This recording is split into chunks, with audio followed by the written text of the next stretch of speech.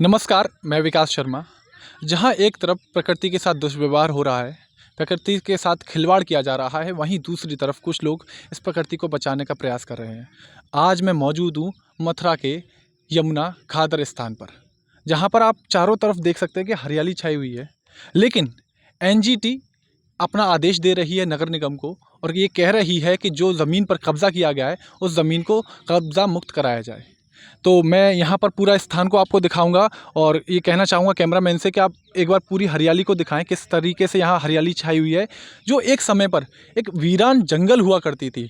यहाँ पर आपको जो अभी आबादी देखने को मिल रही है, पीछे झूले लगे हुए हैं, बच्चे खेल रहे हैं और आगे कुछ बच्चे व्यायाम कर रहे हैं, कुछ योगा कर रहे हैं।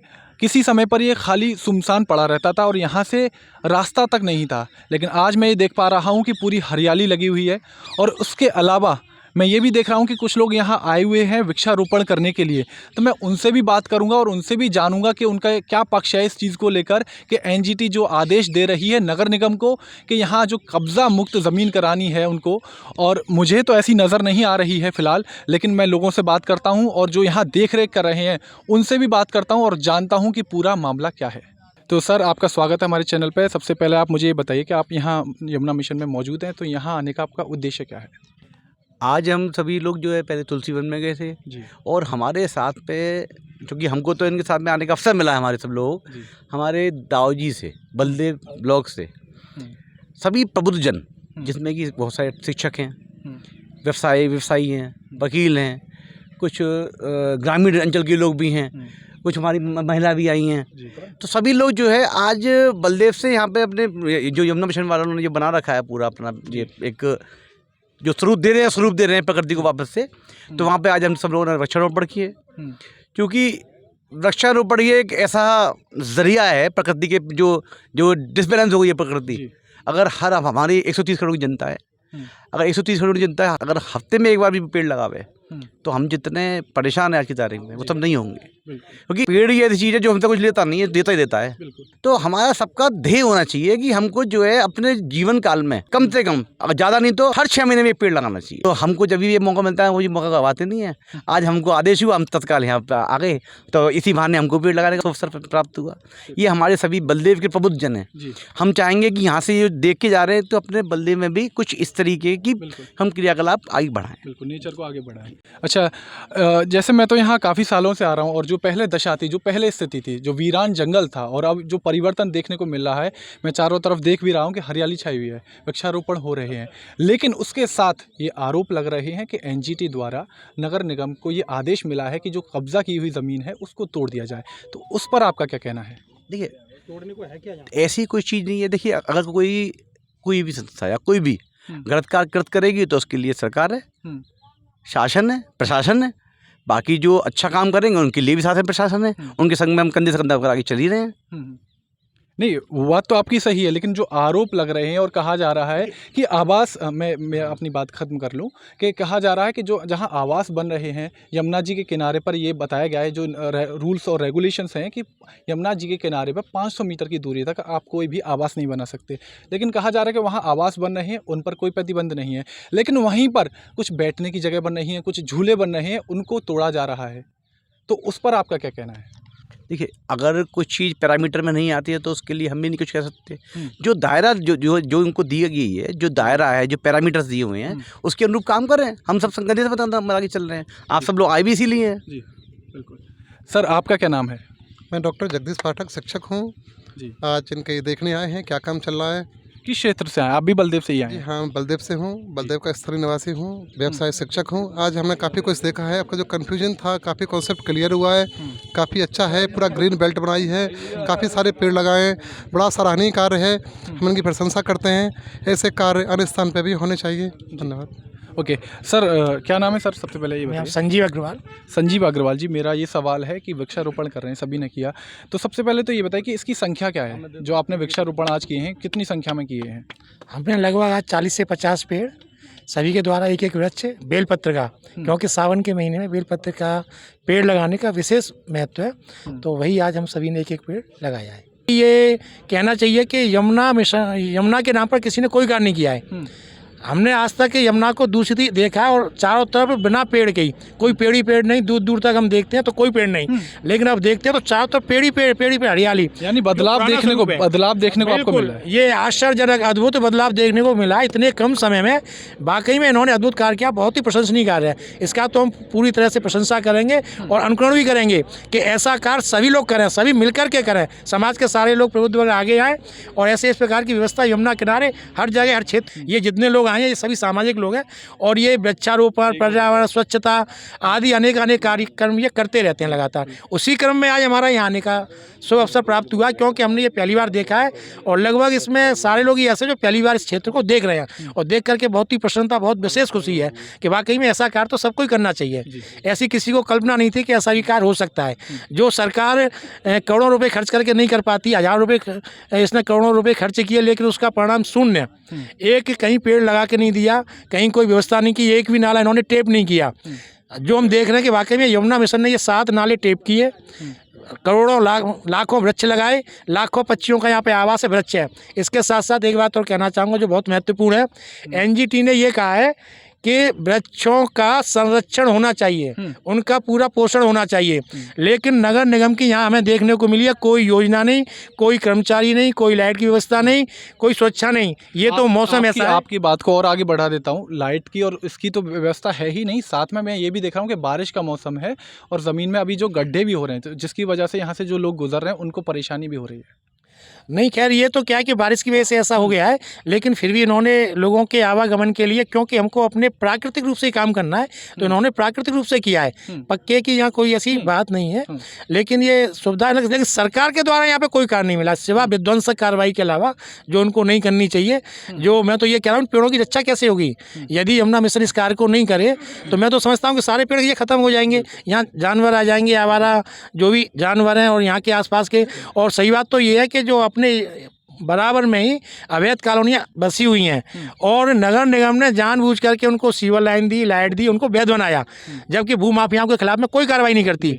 और जहाँ पर कोई पक्का निर्माण नहीं है और केवल दिखाने के लिए कि क्योंकि उनके मंसूबे पूरे नहीं हुए, उनका यहाँ पर अतिक्रमण नहीं हुआ, उनके यहाँ पर बंगले नहीं बने, उनकी यहाँ कॉलोनी नहीं कटी, इसीलिए इस प्रकार के ये उल्टे सीधे कार्य कर रहे हैं। सतयुग में भी राक्षस हुए, तो मैं तो समझता हूँ कि यहाँ भी ऐसे दुष्ट राक्षस पैदा हुए हैं जो अच्छे कार्य में विघ्न बाधा उत्पन्न करते हैं, जो उनको नहीं करनी चाहिए, उनका सहयोग करना चाहिए।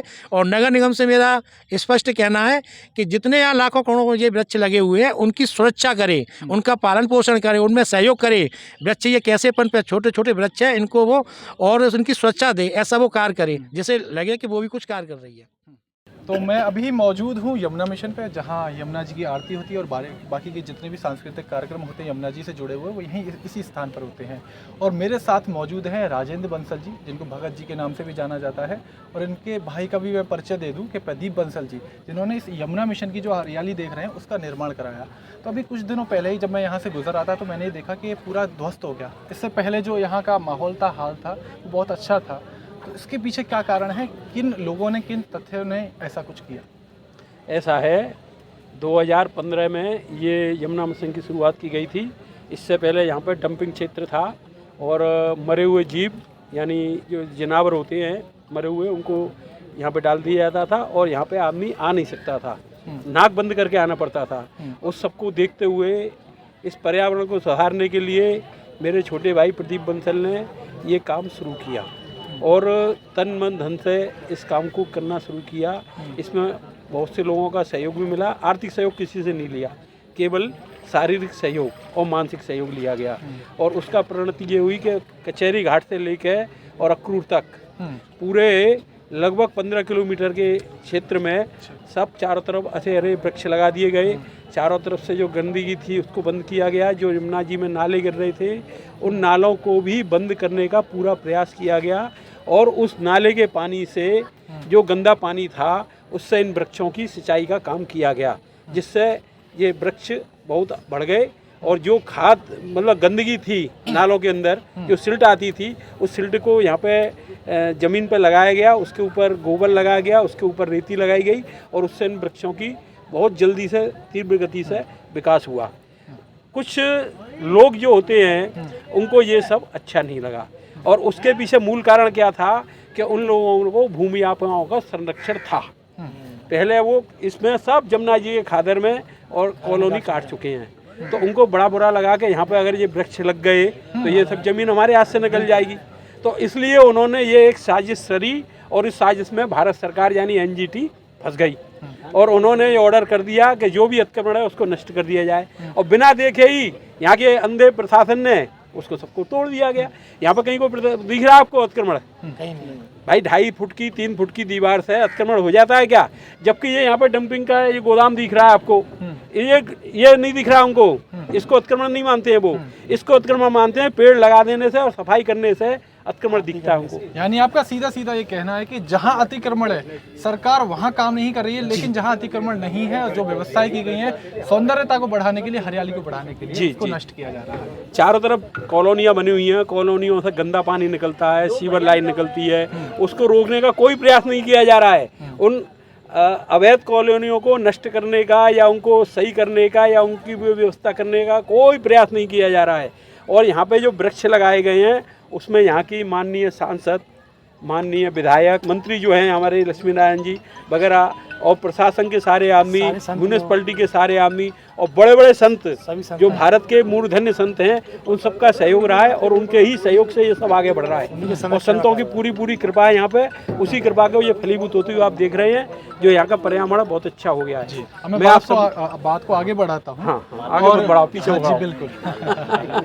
तो मैं बात को पूरी कर देता हूँ। जी जी, तो ये एक्शन उनके द्वारा लिया गया, अब आपके द्वारा क्या मुहिम है, क्या कदम आप उठा रहे हैं? हम कोई लड़ाई नहीं लड़ते हैं, हमारा तो उद्देश्य खाली ये है कि लड़ाई की यहाँ जिक्र ही नहीं है। मैं तो ये कह रहा हूँ कि आपकी तरफ से क्या कदम उठाए जाएंगे? हम तो अगर सेवा भावी बांधी हैं, सेवा करते हैं, सेवा करेंगे, वृक्ष लगाएंगे, वृक्षों की सेवा करेंगे।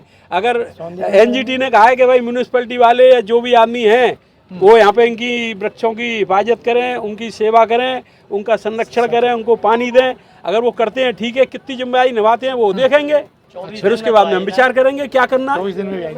अच्छा, नगर निगम के द्वारा व्यवस्थाएं क्या की गई हैं, जैसे सुरक्षा व्यवस्था? अब आप खुद देखिए भाई साहब, मैं क्या कहूँगा आपसे, मैं तो यहाँ पे आरती की टाइप पे आता हूँ। मैं तो यही चाहूंगा कि आप जिक्र करें, चाहे वो शाम के वक्त अगर कोई भी भ्रमण करने आ रहा है, सुबह के वक्त, चाहे वो महिला है, बच्चे हों या नगर निगम ने बदनाम कर दिया जी।